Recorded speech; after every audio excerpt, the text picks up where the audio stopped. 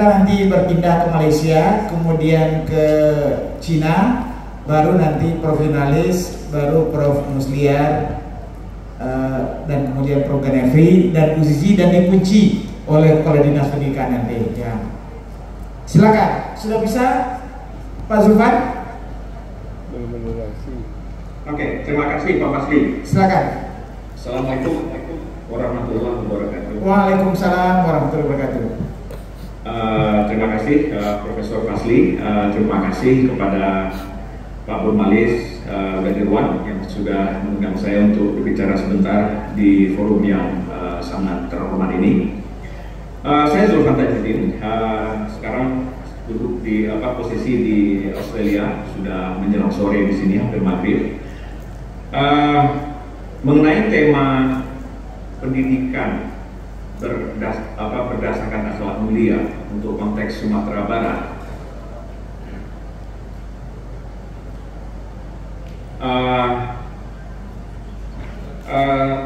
saya akan menyampaikan satu disclaimer.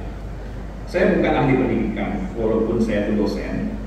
Jadi apa yang akan saya sampaikan refleksi singkat ini berdasarkan pertama pengalaman sebagai dosen di Australia sejak 13-14 tahun terakhir. Kemudian yang tidak kalah pentingnya adalah pengalaman mengirim anak bersekolah di sekolah di Australia, mulai dari TK, SD, SMP sampai kuliah. Nah, dengan dua dasar itu ada tiga hal yang bisa saya sampaikan.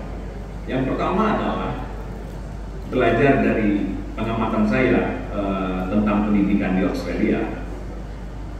Satu hal yang sangat mendasar yang saya lihat adalah baik untuk anak-anak pendidikan dasar, pendidikan menengah, apalagi universitas.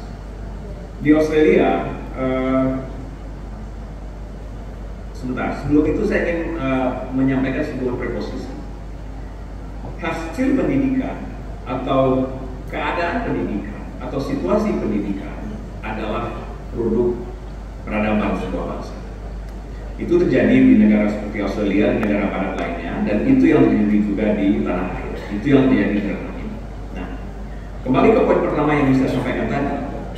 Yang ingin saya sampaikan adalah yang sangat membedakan produk pendidikan di Australia atau mungkin di barat pada umumnya dengan yang terjadi di Indonesia adalah anak didik di Australia itu berani mengutarakan apa yang ada di pikiran mereka. They speak their mind. Nah, they speak their mind ini dalam maknanya. Dan they speak their mind itu adalah produk sebuah proses yang sejak awal ditanamkan. Sehingga kalau saya amati pendidikan dasar dan pendidikan menengah di Australia ini, pendidikan dasar itu yang diutamakan itu bukan konten, bukan subjeknya.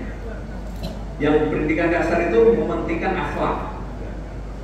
Jadi kalau misalnya kita di tanah air atau di Minang misalnya menunjukkan akhlak mulia dan segala macam, sebenarnya pendidikan barat itu sangat mengutamakan akhlak kalau untuk pendidikan dasar.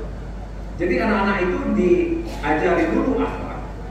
Setelah dia tahu akhlak dan mengamalkan akhlak itu yang baik itu, baru pikiran mereka, otak mereka diisi dengan konten, diisi dengan subjek. Akhlak itu apa yang saya lihat di sini? Misalnya akhlak disiplin. Nah, kita mengajarkan disiplin, tetapi tidak mencontohkan disiplin dan tidak mempraktekkan secara bersama disiplin. Jadinya apa? Produk pendidikan kita di tanah air atau tanah Minang, kita menghasilkan anak didik dan generasi muda penerus bangsa yang tidak disiplin. Kemudian yang saya lihat di sini, komponen akhlak kedua yang penting itu adalah respectful. Anak-anak itu diajarkan untuk saling menghargai. Mereka tidak boleh membuli. Mereka harus caring kepada temannya. Mereka harus suka menolong. Itu diajarkan, itu dipraktekkan. Itu yang saya lihat di pendidikan dasar. Kemudian apa lagi? Anak-anak itu diajarkan untuk trustworthy, bisa dipercaya. Anak-anak itu diajarkan untuk committed. Jadi jangan pernah orang tua itu mencoba berjanji kosong pada anak-anaknya. Saya pernah anak saya umur 9 tahun, ketika saya membuat janji kepada anak hanya sekedar untuk menghilangkan tangisnya atau menenangkan dia untuk sesaat, tapi saya berjanji tidak sepenuh hati. Ketika saya tidak memenuhi janji itu, anak saya bilang kepada saya, "You are lying, Dad."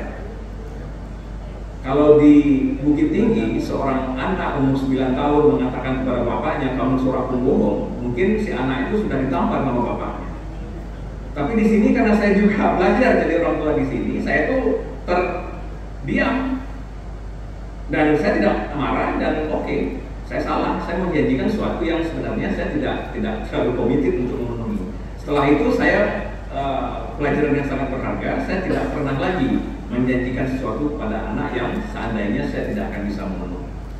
Nah, hal-hal yang seperti ini itu ditanamkan secara sistematis di sekolah, di lingkungan pendidikan. Nah, ini menurut saya sesuatu yang luar biasa. Jadi apa tadi itu disiplin, respectful, trustworthy, dan committed. Nah, itu sebenarnya kalau kita bingkai dari kacamata agama itu adalah akhlak. Lalu setelah mereka bisa antri dengan baik, disiplin, saling menghargai, tidak membuli, menghargai kawan-kawannya, suka menolong dan segala macam, ringan tangan. Lalu di sekolah menengah baru konten itu sedikit ditambah, dan itu pun secara bertahap. Dan konten tertinggi yang diterima oleh anak-anak sekolah menengah itu adalah di kelas 10, kelas 11, kelas 12, terutama di kelas 11 sama kelas 12. Itu jungkir balik anak-anak itu belajar. Nah, apalagi kalau kita berhadapan dengan anak-anak di kampus, di universitas, mereka itu sangat sadar dengan hak mereka. Jangan pernah dosen, jangan pernah kampus itu meremehkan atau mengabaikan hak-hak dari mahasiswa. Mereka akan kejar. Nah, ini yang membedakan secara umum. Kalau saya ingin menyampaikan satu poin yang membedakan produk pendidikan negara barat seperti di Australia ini dengan di Indonesia. Pendidikan dasar dan menengah dan pendidikan tinggi itu memberdayakan, mengempower anak-anak sehingga mereka menjadi pribadi-pribadi yang independen, mereka matang, dan mereka they speak their minds, dan mereka akan mendefend, mempertahankan hak mereka, dan mereka punya keberanian untuk melakukan. Dan itu adalah sebuah produk pendidikan, dan itu adalah sebuah produk peradaban. Itu poin pertama yang ingin saya sampaikan mengenai pendidikan. Kemudian yang kedua adalah berdasarkan dari poin itu, bagaimana kita berefleksi untuk Sumatera Barat. Sumatera Barat itu secara umum kita bisa bangga melihat pencapaian komparatif manusia-manusia Minangkabau di tingkat nasional ataupun diasporanya. Kita boleh bangga kalau kita kemana-mana, kita akan gampang sekali bertemu kolega-kolega, saudara-saudara dari Minangkabau. Mereka tersebar di dunia inteligensia, terutama saya yang di dunia pendidikan, di dunia akademis, itu sering sekali. Sehingga pernah dulu di tahun 2016-2017 itu pada waktu Dirjen Dikti Pak Ali Gufron, itu saya pernah 2 kali diundang sebagai bagian dari diaspora akademis Indonesia yang bekerja di luar negeri, diundang oleh Majelis Dikti pada waktu itu. Di meja makan malah terjadi guyonan karena kebetulan di meja makan waktu itu berkumpul didominasi oleh mereka-mereka yang berasal dari Minangkabau. Lalu salah seorang berkomentar, ini bukan world class profesor ini world class Minangkabau katanya. Nah, kalau melihat keadaan seperti itu kita boleh berbesar hati, kita boleh bangga. Tetapi persoalannya ada hal-hal yang lebih mendasar. Kita tidak bisa hanya di situ. Kita juga harus, pendidikan di Sumbar juga harus bisa menunjukkan progres yang lebih baik dibanding daerah-daerah lain di Indonesia, terutama daerah-daerah lain di Sumatera. Secara komparatif mungkin masih lebih unggul, tapi kalau kita mau melihat substansi yang sebenarnya, saya ingin menyoroti satu hal yang mungkin hilang di daerah kita. Orang Minangkabau, founding fathers dan orang-orang terdahulu, generasi emasnya itu terkenal dengan kemampuan dialektika yang luar biasa. Pertanyaannya sekarang adalah, apakah produk pendidikan Sumatera Barat, pendidikan menengah, pendidikan tinggi, sudah melahirkan anak-anak didik yang punya kemampuan berdialektika yang lebih unggul dibanding daerah-daerah lain di Indonesia? Saya pikir ini pertanyaan mendasar yang perlu kita pikirkan bersama. Di sini hadir para pakar, para ulama, para pemikir, politisi, pemimpin politik. Mungkin ini pertanyaan besar yang perlu kita atau Sumatera Barat itu ya seperti daerah-daerah lain di Indonesia, hanya begitu-begitu saja. Nah, kalau itu yang ingin dicapai, dialektika itu akan dilahirkan oleh guru-guru yang baik, guru-guru yang unggul. Dialektika anak didik itu akan dilahirkan oleh komunitas, oleh pemimpin, oleh birokrat, oleh nini mama yang mencontohkan dialektika yang baik. Nah, mungkin persoalannya di situ. Kalau kita baca keluhan-keluhan atau ketidakpuasan perantau-perantau Minang atau orang Minang sendiri terhadap progres Sumatera Barat atau progres Minangkabau, problemnya di situ. Sumbar kok begitu-begitu saja. Pendidikan menengah begitu-begitu saja, pendidikan tinggi begitu-begitu saja. Secara umum memang kita mungkin ada hal-hal yang bisa kita sebut kesana kemari, tapi persoalannya adalah bagaimana Sumatera Barat, Minangkabau menjadi lebih baik produk pendidikannya dibandingkan dengan daerah lain di Indonesia. Pernah dulu tercetus Sumatera Barat menjadi daerah industri olah. Itu sudah 20-30 tahun yang lalu. Tetapi saya pikir kalau kita mau mengevaluasi cita-cita itu sekarang, mungkin kita akan kecewa. Apakah betul demikian? Oke.